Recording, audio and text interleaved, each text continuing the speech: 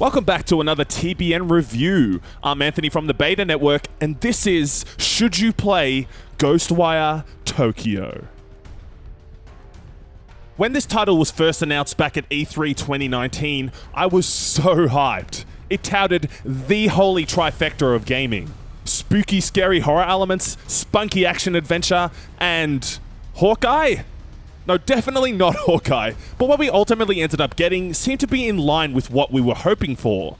At the same time, as the game went on, I couldn't help but feel worn down.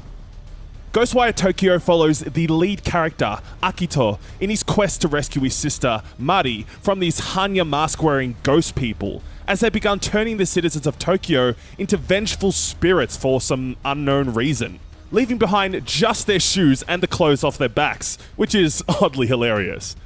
The story starts off quite well and quickly wraps the player into its mystery, but sooner or later, you'll start to feel the narrative drag its own feet and watch as your investment into the character's struggles tumbles off of a cliff somewhere. The dynamics between Akito and his spirit/detective friend KK are a highlight though, and do provide for some decent banter throughout. I also think that the English and Japanese voice acting both sound pretty good as well. If I had to choose between the two, however, I would recommend the Japanese VO for authenticity's sake. There's a reason why it's the default setting, but either dub should be suitable for most. So, what's going on? That Torii gate's only visible at a high ambient ether level. This device messes with ether levels to stop that from happening, so it'll remain invisible. That's how they're spreading the fog in secret in the mortal world. They must have seen you two cleansing gates and decided to do something about it. Great. So let's smash it and get out of here. Sure. If you want a bunch of compressed ether blowing up in your face. Even your affinity won't save you from that. It needs to be shut down carefully. Hold it. Push pause on the techie stuff. We've got company. When it comes to the gameplay, Ghostwire Tokyo is all about quelling evil spirits with grace, channeling the slickest of Avatar: The Last Airbender movements into different forms of projectiles. In battle, wind is the common rapid fire attack, while fire acts as explosive, which deals more damage. Each of the three available elements can be charged for extra effectiveness too, and it always feels so satisfying to sock a ghost with one of these attacks. Bam!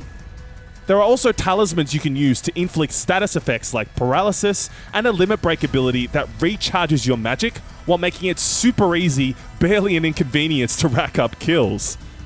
The combat system is fun at first, but in a similar vein to the story, battles start to run out of legs mighty fast. The enemy variance and AI is quite flat as well. It just gets too repetitive too soon, as the combat remains virtually the same from beginning to end, bar a few handy upgrades like explosion distance and quicker casting.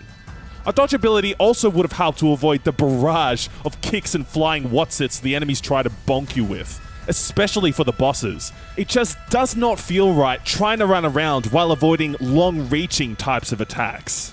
I mean, he can jump around, why can't I?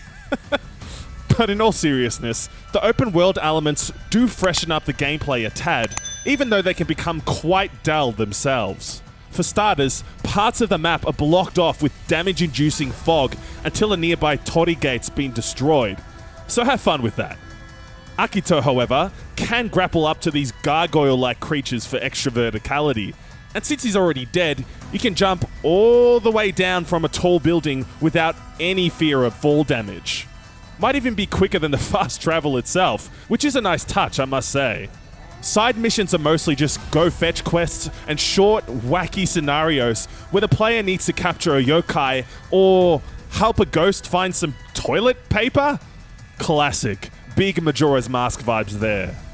The main tasks involve taking down bosses, investigating buildings for clues, and these timed barrier deactivation sections which will trap Akito after a short while.